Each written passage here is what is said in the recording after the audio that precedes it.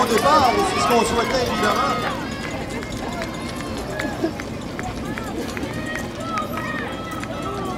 Certains coureurs ont réussi à se détacher.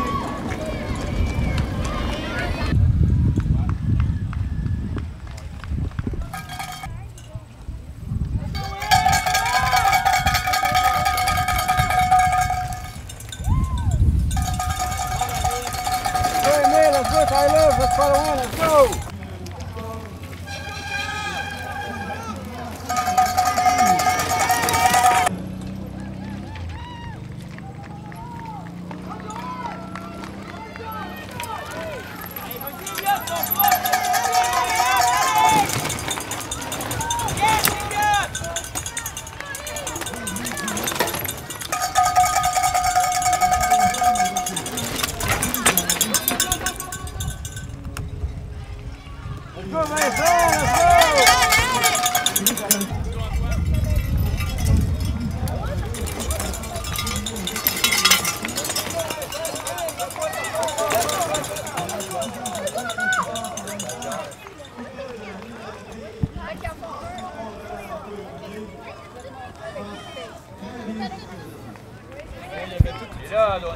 Qui mène la charge et de Saguenay-Lac-Saint-Jean qui se situe au premier rang pour l'instant.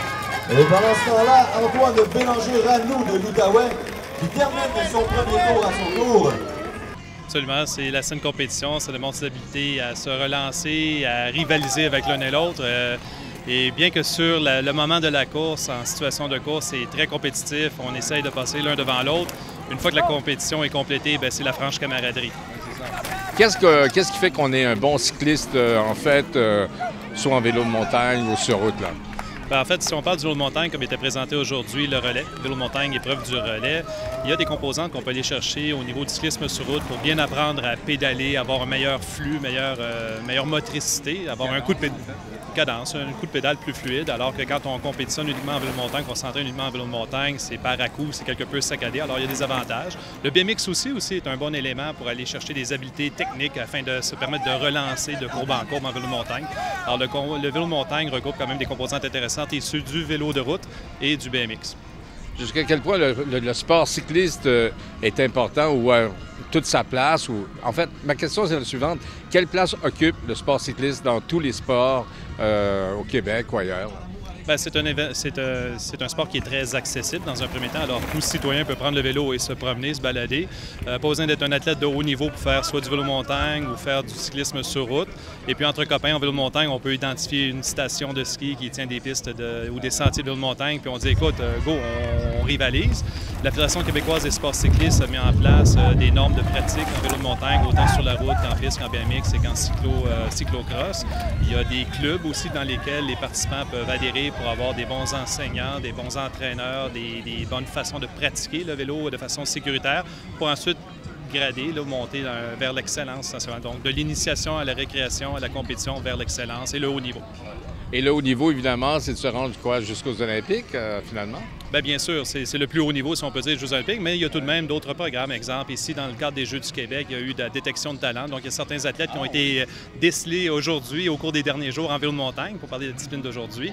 Et finalement, peut-être qu'il y a certains jeunes qui pourront participer à des projets ou des programmes d'équipe du Québec en vue de participer officiellement à l'équipe du Québec et en vue ensuite d'accéder vers l'équipe nationale. Et là, ensuite, le champ est libre, les Jeux panaméricains, les Jeux mondiaux, les Jeux olympiques. Alors, on va voir en détection de talent qui gagnera la médaille ou les médailles d'or, d'argent et de bronze. Et ce sera une façon de détecter les meilleurs, finalement. Le podium est révélateur, bien entendu, mais aussi, compte tenu que le vélo de montagne, il peut y avoir des bris mécaniques des fois. Un bon talent n'accède pas au podium, mais tout de même, on l'a décelé en cours de piste. Oui, c'est ça. Finalement, il y a des coups malchanceux, là. Bien sûr. C'est comme un peu la vie. Merci beaucoup. On va assister tout à l'heure, évidemment, à la remise des médailles. C'est un sport très dynamique, en tous les cas. Hein? Très dynamique et fort relevé. Et ça implique aussi des parents et des organisations. Je regardais les paddocks tantôt. C'est quand même imposant comme organisation. On ne dit pas aux jeunes, va faire du vélo de montagne avec n'importe quel type de vélo. Il y a quand même l'apport du parent là-dedans et aussi l'argent qu'on y investit. L'argent, l'énergie, fait qu'évidemment, l'athlète, pour lui permettre de se développer, d'accéder à certains niveaux, à tout le moins de maintenir le niveau actuel, On parle de son entourage, de son environnement qui le soutient quotidiennement. Les parents ont un rôle très important, bien entendu. Et vous êtes satisfait des jeux jusqu'à maintenant, Sport Québec? Fort satisfait. Vraiment, quelle belle ambiance. Écoutez, le premier bloc se termine aujourd'hui.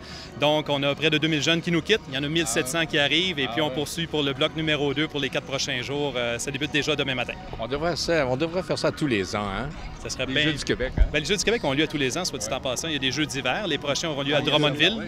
À Drummondville du 27 mars au 7 février. Alors, c'est un rendez-vous à tous les Québécois. Merci, monsieur. Merci, monsieur.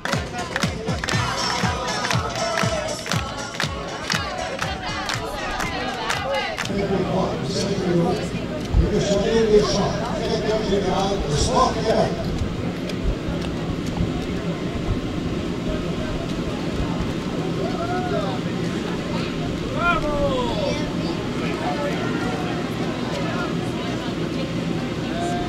Et le programme, le respect et le privilège.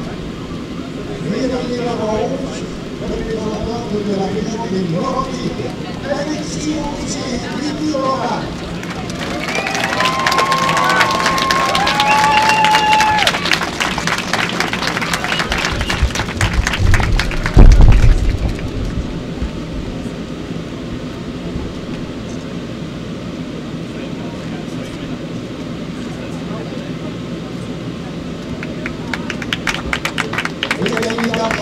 Représentante de la capitale nationale, Roxane Vermette et Léa Gasson.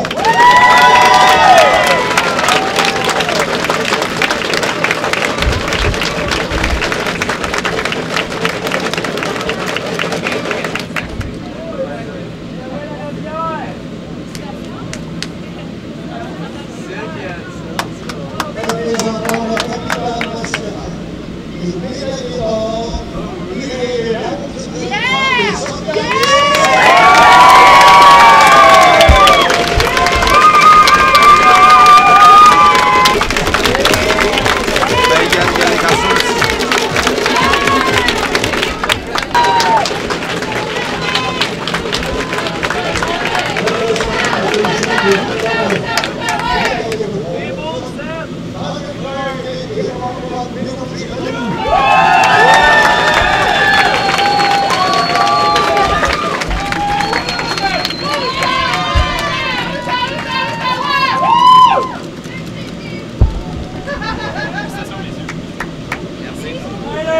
I love you, Tyler!